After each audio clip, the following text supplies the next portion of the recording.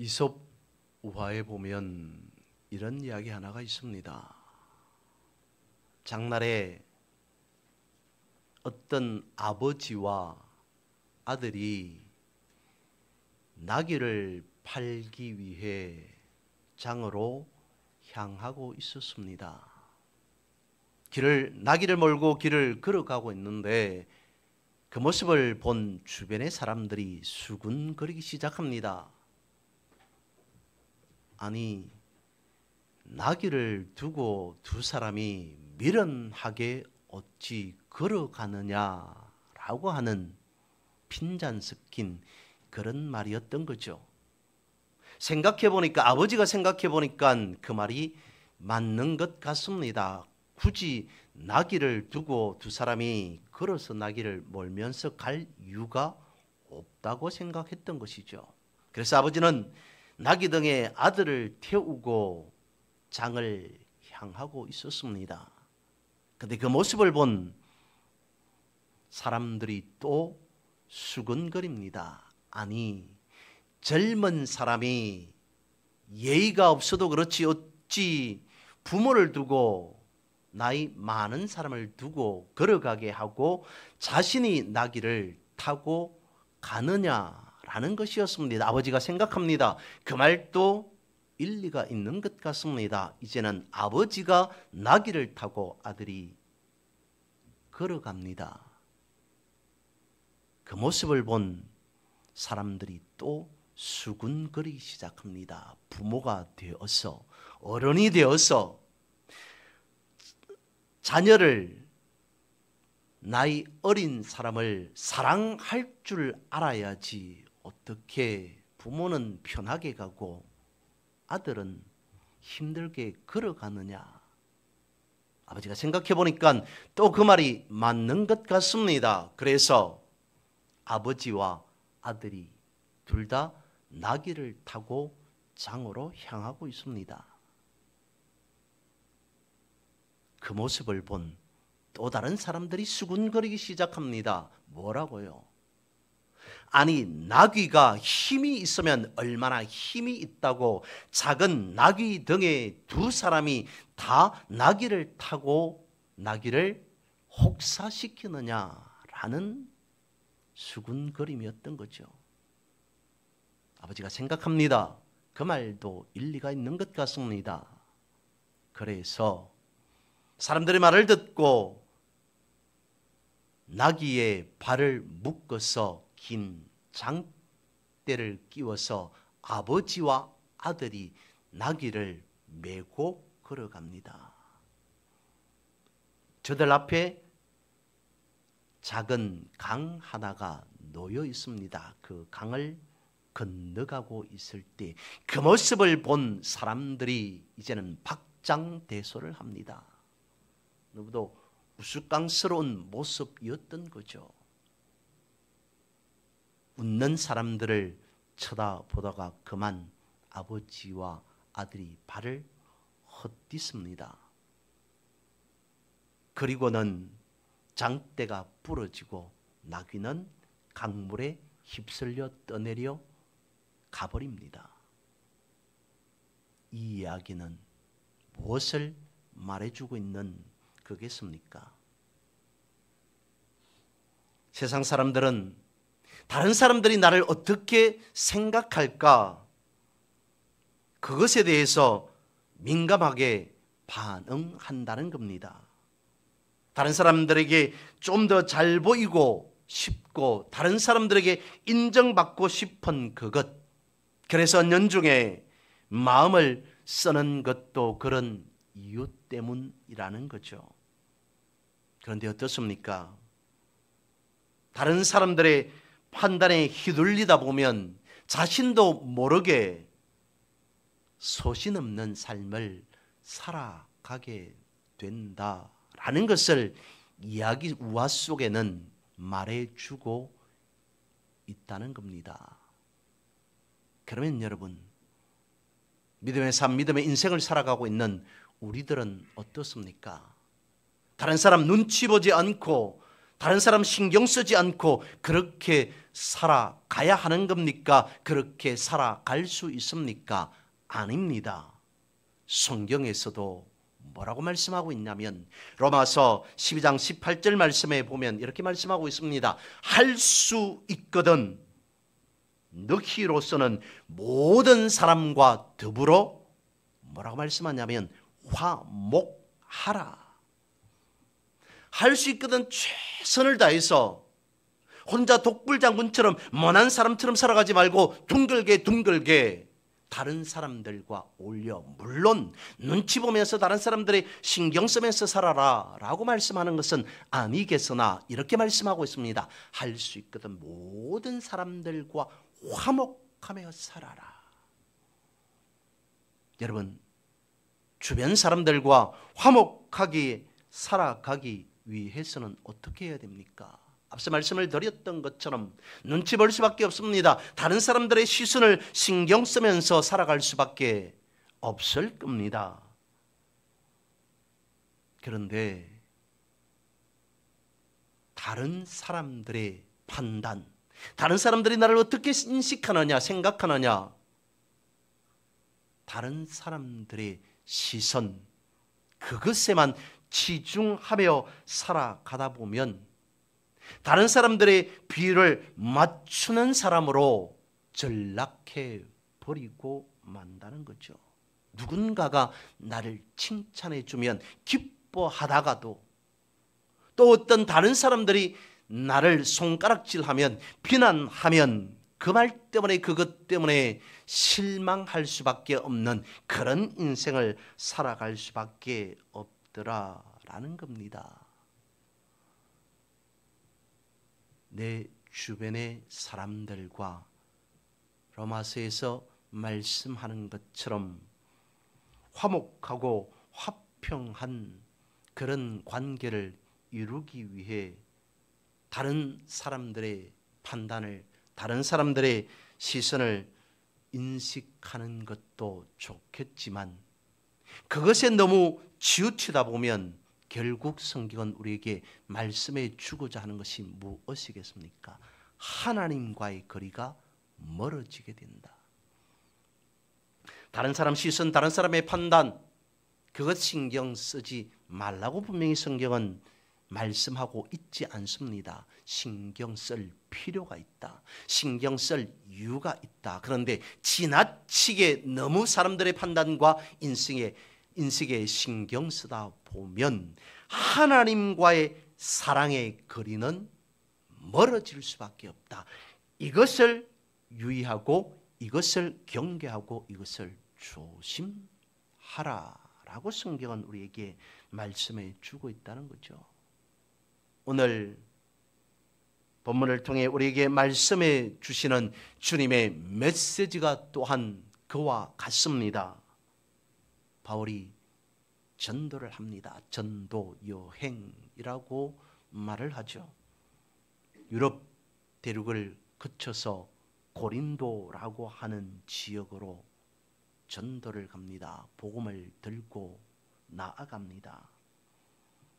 당시에 고린도라고 하는 도시는 로마 제국의 5손가락 안에 들어가는 엄청난 큰 도시였습니다. 상업으로 무역으로 발달된 도시 중심지였습니다. 많은 부가 축적되어 있던 지역이 바로 고린도였습니다. 뿐만 아니라 사치와 향락도 만연했습니다.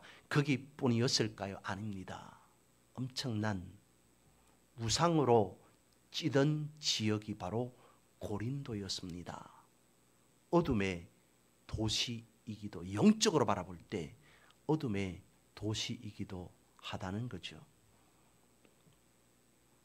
그런 고린도라고 하는 지역에 하나님께서는 바울과 실라 그리고 일행들을 통해서 하나님의 말씀 복음을 들고 나아가 복음을 전하고 그리고 그 지역에 교회를 세우게 하셨습니다.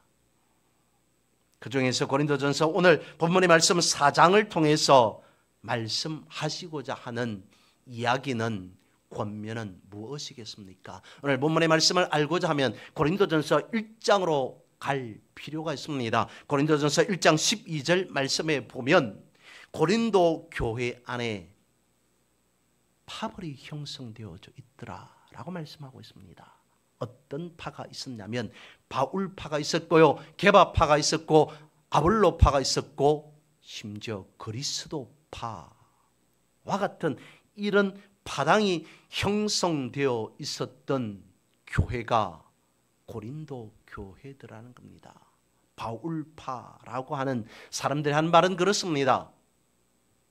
고린도 교회를 바울이 세우지 아니하였느냐, 그렇기 때문에 우리는 바울을 추종해야 된다라고 하는 무리들이었습니다. 게바파라고 하는 것은 아무리 그래도 유대의 정통이 있고 전통이 있지, 유대의 전통에 따라 율법에 따라 믿어야만이 우리가 구원받을 수 있지 않느냐라고 생각하고 주장하는 사람들이 게바파였고요, 아볼로파는 아니, 그보다도 다른 것을 따지기보다는 성경의 해박한 지식을 가진 아볼로를 따라 믿는 것이 옳은 것이지라고 하는 사람들이 아볼로파였고요.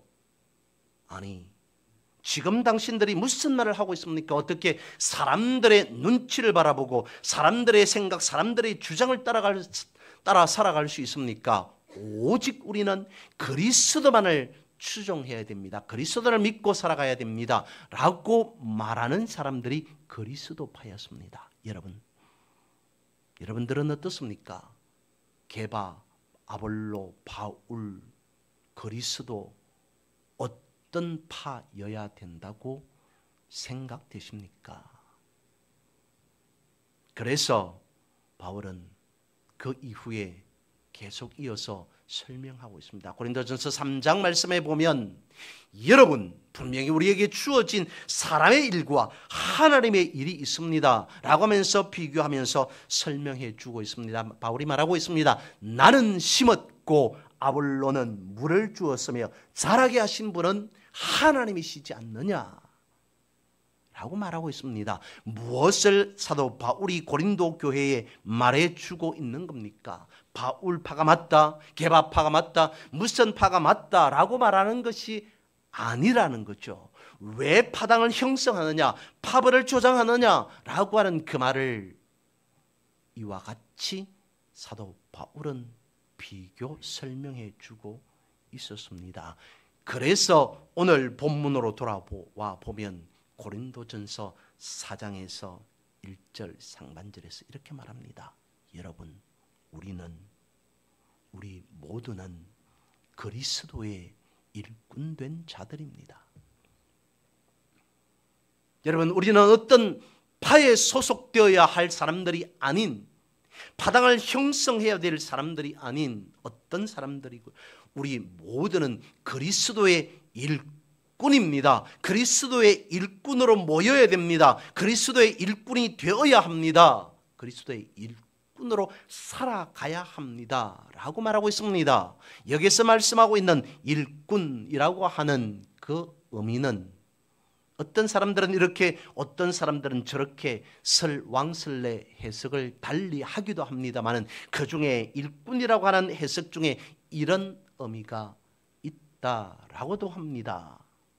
일꾼이라고 하는 것은 다른 사람들이 아니라 배가 가게 하기 위해서 배의 제일 밑창에서 노를 젓고 있는 사람들, 그러니까 배의 제일 밑창에서 노젓는 노예 혹은 종이라고 하는 뜻도 일꾼 안에 들어가 있다는 거죠.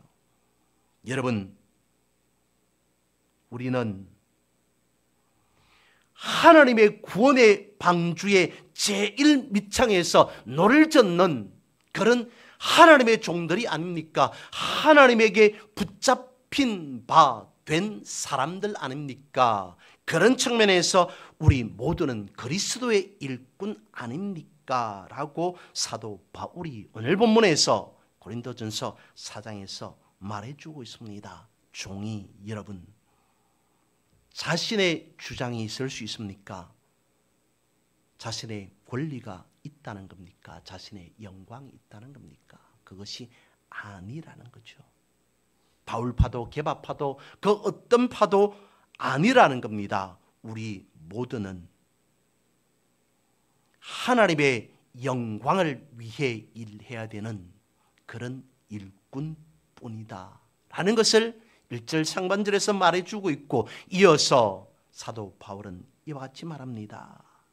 먼저는 우리 모두는 그리스도의 일꾼이라고 말한 다음에 이제는 하나님의 비밀을 맡은 자입니다 라고 말하고 있습니다. 하나님의 비밀이라고 하는 것이 무엇이겠습니까? 예수 그리스도의 십자가와 부활을 통해서 우리에게 영원한 생명을 주신 그 일, 그것을 두고 하나님의 비밀이라고 말하고 있겠죠. 사도 바울은 주님의 비밀을 맡은 자로 부름 받은 자들에게 있어야 할 것이 무엇인지를 그 다음 이어서 2절에서 말씀하고 있습니다. 맡은 자들에게 구할 것은 충성이다 라고 말하고 있습니다. 그러니까 다시 돌아가서 말씀을 살펴보면, 여러분, 우리 모두는 그리스도의 일꾼 된 자들입니다. 그리고 우리는 하나님의 비밀을 맡은 자들이 아닙니까? 이런 우리에게 주어진 막대한 임무는 무엇이라고요? 맡은 자들에게 구할 것은 충성뿐입니다 라고 이와 같이 말해주고 있습니다. 충성이라고 하는 이 단어는 군인들에게 어울리는 말이지 않습니까? 나라를 지키는 군인들에게 나라를 내가 지켜야 되느냐, 지키지 않아도 되느냐라고 하는 자기의 주장, 자기의 의견이 있어야 됩니까? 아닙니다. 군인에게 주어진 나라를 지키는 충성이라고 하는 것은 예만 있어야 됩니다. 아니요가 아니라는 거죠. 성도인 우리에게 충성이라고 하는 것은 그러면 무엇이겠습니까? 하나님의 말씀을 붙들고 하나님의 말씀을 지지하며 하나님의 말씀대로 나아가는 삶, 그것을 두고 우리에게 주어진, 성도인 우리에게 주어진 충성이라고 말할 수 있지 않겠습니까? 고린도 교회의 배 제일 밑창에서 너를 젓고 복음을 전하는 청지기로서의 삶을 살아가는 그 삶 앞에 주어진 것은 오직 말씀을 붙들고 살아가는 것, 그것뿐임을 사도 바울은 당시의 고린도 교회의 사람들에게 말해주고, 그리고 오늘 복음의 말씀은 우리에게 말씀해 주고 있다는 것입니다. 이것의 이견이 다른 생각이 있어야 하느냐라는 것을 가지고 묻고 있습니다. 하나님의 말씀을, 복음의 비밀을 그리스도의 일꾼으로 살아가는 오직 충성된 직분만이 주어진 우리에게 게바파냐 바울파냐 그리스도파냐 아볼로파냐 그것이 무슨 소용이 있습니까?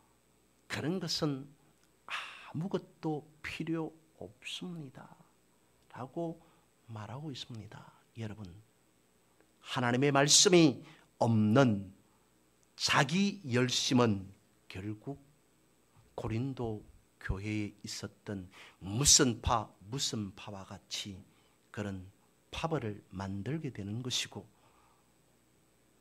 더더구나 인간의 행위만 앞세워서 내가 이런 것을 잘했노라 저런 것을 잘했노라 자랑하게 될 뿐이더라. 그러니 성경이 말씀해 주고자 하는 것은 무엇이겠습니까? 하나님의 비밀을 맡은 자들은 오직 충성하되 말씀을 붙들고 그 말씀을 실천하며 살아가는 것이 합당하다라고 하는 것을 말씀해 주고 있습니다. 여러분, 성경이 누구의 감동으로 쓰여졌다고요? 성경은 하나님의 감동으로, 하나님의 감동으로 쓰여진 것이 성경이요 말씀이요 복음이다라고 우리에게 가르쳐 주고 있습니다. 또한 이어서 성경은 우리에게 말씀하고 있습니다. 이런 하나님의 감동으로 쓰여진 하나님의 말씀은 어떻다고요? 살았다고요? 죽었다고요? 하나님의 말씀은 있고 그리고 살아서 움직이니 운동력이 있어 찬양도 드리지 않았습니까? 좌우에 날서었던 검보다도 예리하다라고 말씀하고 있습니다. 하나님의 말씀이 하나님의 감동으로 쓰여졌답니다. 하나님의 말씀이 죽은 말씀이 아니라 성경책 안에 갇혀져 있는 말씀이 아니라 교회 예배당 안에만 있는 말씀이 아니라 내 삶 속에 있는 말씀이 하나님의 말씀이요, 내 생각 속에, 내 의식 속에, 내 삶 속에, 내 모든 행동 속에, 내 가정 가운데, 자녀들 가운데, 부모들 가운데에 살아있는 역사하시는 말씀이 하나님의 말씀이다 라고 말씀해 주고 있더라는 겁니다. 그런 말씀을 두고 여러분, 오늘 이 시간 우리가 고백해야 할 것이 있다면 무엇이겠습니까? 주님, 살아 역사하시는 하나님의 말씀이 내 삶의 문제를 해결해 주실 줄 믿습니다. 살아 역사하시는 하나님의 말씀이 내 삶의 문제를 주님의 이름으로 간구할 때 응답의 역사가 나타나게 되는 줄 믿습니다. 하나님의 살아 역사하시는 말씀 앞에 내가 아멘으로 화답할 때 그 말씀이 나에게 약속이 되어지고 그 말씀이 나에게 성취되어지는 말씀인 줄 내가 믿습니다 라고 하는 이 고백만이 우리에게 필요하다는 것을 말씀해 주고 있습니다. 당시의 사람들이 사도 바울을 바라보면서 무엇이라고 수군거렸을까요? 좋은 말을 하지 않았다는 의미겠죠.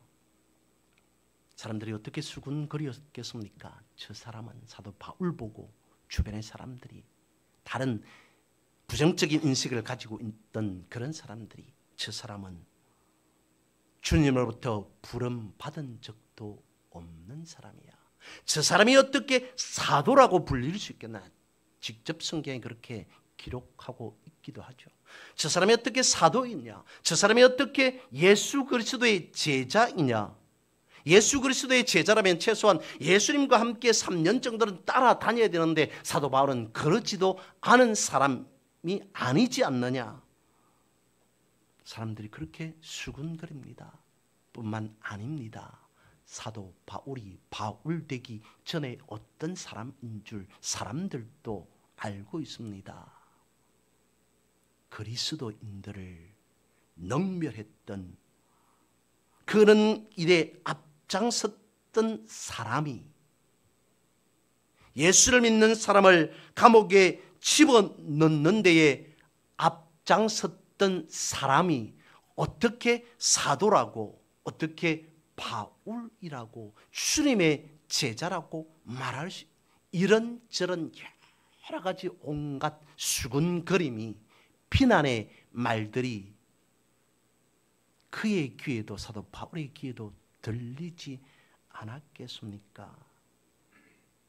만약에 사도 바울이 바울 되고 난 뒤에 그런 말을 하는 주변의 사람들의 말에 귀를 기울였다면 그가 과연 바울이 될 수 있었을까?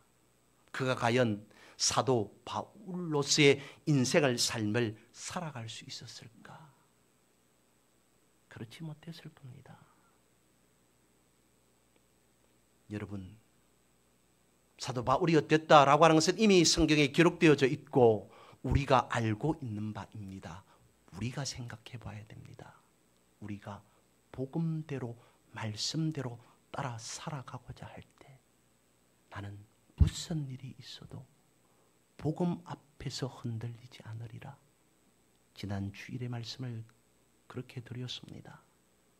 내가 말씀 앞에는 세상의 현실이, 세상의 조건이, 세상의 상황이 어떻게 변한다 할지라도 내가 말씀 앞에서는, 복음 앞에서는 좌로나 우로나 치우치지 않으리라. 오직 말씀 중심으로, 믿음 중심으로 살아가리라. 다짐하고 또 다짐합니다. 고백하고 또 고백합니다. 하지만 세상의 여러 시선들이, 세상에 나에게, 내 속에서 일어난 여러 생각들이, 아무리 그래도 그렇지, 아무리 복음이 우선이라 하더라도, 말씀이 우선이라, 믿음이 우선이라 하더라도 이것이 더 중요하지 않느냐, 그런 생각들이 주변에서뿐만 아니라 먼저 내 속에서 솟아나고 있다는 사실을 여러분 인지하고 계십니까? 세상에 여러 가지 많은 생각들이 복음 따라 말씀 따라 살아가고자 하는 나의 발목을 붙잡고 있다는 사실을 여러분 인식하고 계십니까? 그러나 여러분, 복음이 어떤 순간에도 내 인생에 있어서 1순위가 되어야 할 줄로 믿습니다. 그 이후에 다른 어떤 것은 우리가 해결해야 될 어떤 것은 2순위, 3순위가 되어도 좋으리라 여깁니다. 왜냐하면 1순위인 복음을 제쳐버리면, 따져보면, 생각해보면 2순위, 3순위 내가 가지고 싶은 그것 또한 놓쳐버릴 수밖에 없다는 사실이기 때문입니다. 성경은 우리에게 말씀해 주고 있습니다. 예수 그리스도의 십자가가 세상 사람들이, 믿지 않는 사람들이 보기에는 미련하고 부끄러운 것이나 믿는 우리에게는 무엇이라고요? 하나님의 능력됨이라 라고 말씀하고 있습니다. 믿지 않는 사람들이 십자가가 부끄럽고 미련한 것이 되었을지라도 믿는 우리에게는 부활의 영광을 보여주셨다는 엄청난 반전의 역사, 그래서 믿는 우리에게는 하나님의 능력, 하나님의 힘이 되는 것이 십자가의 능력이요, 십자가의 엄청난 보배롭고 존귀한 것으로 믿고 살아가게 되는 것이다 라고 성경은 말씀해 주고 있습니다. 부끄럽지 않은, 미련하지 않는 복음의 영광의 열매를 수확하는 그런 여러분들 되시기를 주님의 이름으로 축복합니다. 바로 그와 같은 복음의 비밀과 복음의 능력과 복음의 신비를 사도 바울이 알기에, 바울은 사람들의 평가, 사람들의 시선, 그것에 신경 쓰지 않았다는 겁니다. 오직 자신은 한 사람 한 사람에게 어떻게 하면 하나님께로 인도하는 인도자 역할을 하느냐라고 하는 것에 만족하였다는 거죠. 그렇다고 바울 스스로 내가 그런 일을, 엄청난 일을 감당하였으니 자랑스럽다거나 어렵다고 주장한 것이 아니라 주님 보시기에, 그런 일을 함으로써 주님 보시기에 부끄럽지 않은 삶을 내가 살아가야 되겠다라고 하는 그 취지였다는 거죠.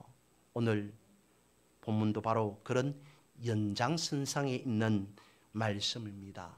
5절 말씀을 다시 보겠습니다. 그러므로 때가 이르기 전 곧 주께서 오시기까지 아무것도 판단하지 말라. 그가 어둠에 감추인 것들을 드러내고 마음의 뜻을 나타내시리니 그때에 각 사람에게 하나님으로부터 칭찬이 있으리라. 아멘.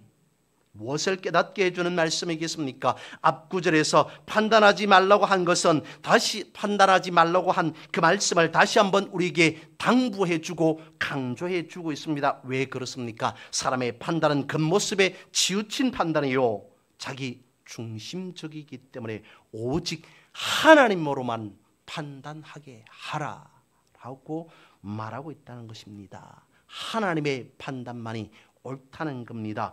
여러분, 다시 한번 생각해 보기를 원합니다. 믿음이라고 하는 것이 무엇입니까? 나를 믿는 것이 믿음인 겁니까? 내 중심적으로 성경을 바라보고, 내 중심으로 말씀을 바라보고, 내 중심으로 믿고 살아가는 그것을 두고 믿음, 물론 그것을 믿음이라고 말할 수도 있겠죠. 그런데 그 믿음을 우리가 생각하는 그런 믿음은 최소한 아니라는 거죠.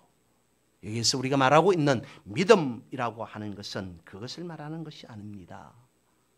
말씀을 믿는 것이고요, 복음을 복음되게 하는 것이고요, 예수 그리스도를 구주로 메시아로 믿는 믿음, 그것을 두고 우리는 믿음이라고 말하고 있지 않느냐는 거죠.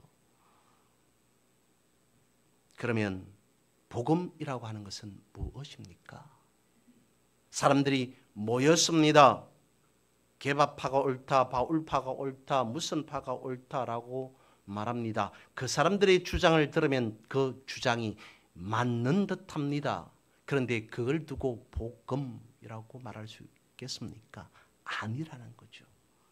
어떤 사람이 바울파다, 아니 그리스도파다라고 아무리 강조하고 주장할지라도 그것이 복음이 될 수 없다는 것입니다. 하나님의 말씀만이 복음이라는 겁니다. 하나님의 말씀 안에서 약속된 사실만이 복음이라는 겁니다. 그런 말씀 복음 앞에 노가 있을 수 있느냐? 아니라는 거죠. 오직 예스만 있을 수 있다는 겁니다. 바울이 고린도 교회 성도들에게 아무도 판단하지 말라고 말하고 있는 것은 상급을 주시는 분은 주님이시기 때문이라는 겁니다. 세상에서 사람들에 의해서 주어지는 그런 상급이 아니라 하늘에서 주어지는 그런 상급만을 바라보고 예수 그리스도를 표대 삼고 살아가는 그리스도의 일꾼으로 나아가는 것, 그것을 오늘 본문을 통해서 말해주고 있습니다. 오늘 본문을 통해서 우리에게 베푸시고자 하는 하나님의 은혜가 있다면 무엇이겠습니까? 그래서 오늘 이 시간을 통해서 성령의 음성으로 우리에게 말해주고자 하는 것이 있다면 무엇이겠습니까? 오늘 본문의 상황을 두고, 고린도 교회의 상황을 두고 살펴본다면 이런 말이지 않을까, 이런 성령의 음성이지 않을까 싶습니다. 사랑하는 내 아들아, 딸아. 장태에 나귀를 팔려가던 아버지와 아들이 세상 사람들의 평가에 이리저리 흔들리다가 결국 나귀까지 잃지 않았더냐. 때로는 사람의 판단도 중요하지만 내가 더욱 중요하게 여겨야 할 판단은 너의 인생의 주관자가 누구냐 하는 그것이다. 그리스도의 일꾼으로 살아갈 때 주변의 사람의 칭찬에 기뻐하고 비난에 힘들어할 때도 물론 있겠지만 너희가 내가 주님 앞에 성실하고 겸손하게 충성했다면 그것으로 족한 것이 아니냐. 그것이 너희들의 여러분의 상급이 되어져야 하는 것이 아니냐. 바울도 고린도 교회의 많은 파벌을 추종하는 사람들로부터 칭송과 비난을 받았지만 거기에 울고 웃지 않았다. 오직 바울은 판단하실 분은 하나님뿐이요 상 주실 분도 하나님이심을 주장하였고 너희들에게 가르쳐 주지 않았느냐. 그러니 사랑하는 딸아, 사랑하는 내 아들아. 사람들은 그 모습을 바라보고 판단할지라도 하나님 아버지께서는 너희 중심을 바라보고 상급을 주시기를 원하신다. 이렇게 성령이 우리에게 말씀해 주고 있는 것은 아니겠습니까? 루돌프 캠페라고 하는 유명한 지휘자 한 분이 있습니다. 독일 출신인데 우리나라에도 꽤 알려진 인물이라고 합니다. 왜냐하면 바이올리니스트 정경화가 그의 지휘로 음반을 녹음했기 때문이라는 거죠. 캠페가 처음부터 유명한 지휘자 반열에 올랐던 것은 아니라고 합니다. 그의 전공은 오보에였습니다. 오보에 연주자로 활동하고 있었던 어느 날 아주 유명한 무대에 올라가서 연주할 기회가 생겼더랍니다. 매우 큰 무대였습니다. 유명한 무대였습니다. 그랬으니까 오직 신경 썼겠습니까? 심혈을 기울이고 또 기울여서 연주했겠습니까? 그런 연주가 마치자마자 우리와 같은 엄청난 박수가 나옵니다. 자리에 있던 모든 사람들이 기립박수를 칩니다. 브라보 외칩니다. 그런데도 그런 박수 갈채를 받고도 캠페는 동요하지 않더랍니다. 많은 사람들이 박수를 보내고 있는 그 가운데에 한쪽 구석에서 나이든 한 분이 걸어 나오더라는 거죠. 그리고는 캠페의 어깨를 토닥이며 두드리며 참 잘했다, 고생했다, 잘 연주했다라고 칭찬합니다. 그제서야 비로소 캠페는 그분 앞에서 눈물을 흘립니다. 그분은 다름 아닌 그가 존경에 맞지 않는 자신의 서성이었다는 거죠. 여러분, 앞서 서두에 말씀을 드렸던 일꾼이라고 하는 그 말로 다시 돌아가서 일꾼은 다른 어떤 사람들보다도 자기의 주인에게 인정받는 그것이 중요합니다.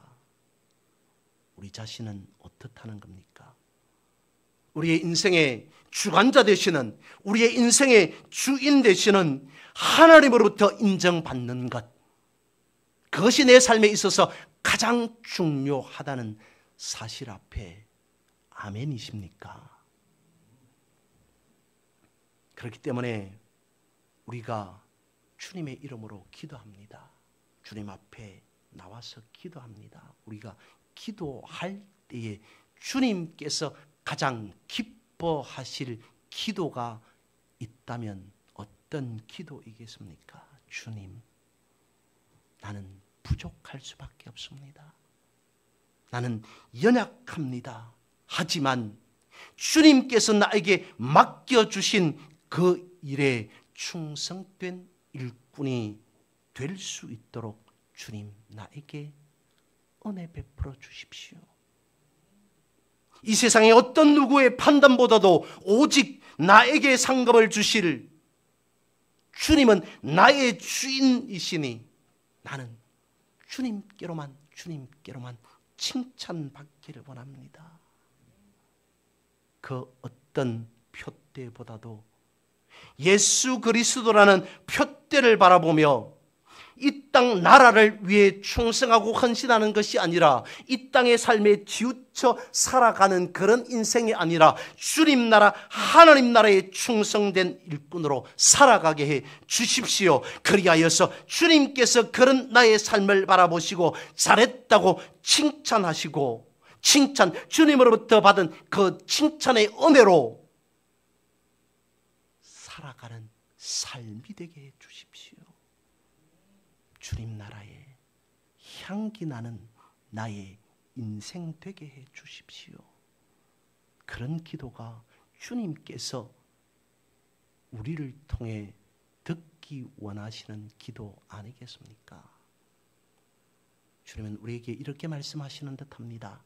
착하고 충성된 종아, 착하고 충성된 종아, 내가 다른 사람의 기도는 몰라도, 다른 사람의 간구는 몰라도 너의 기도에 귀를 기울이리라. 다른 사람의 기도에는 어떨지 몰라도 너가 기도하면 내가 가장 먼저 너의 기도에 귀를 기울여서 내가 듣고 너에게 약속하리라. 너의 인생에, 너의 삶에 내가 축복하리라. 너의 기도에, 너의 간구에 내가 응답하리라. 그런 믿음의 확신, 이것을 우리가 붙잡고 살아가야 하는 것은 아닌가라는 것을 말씀을 드립니다.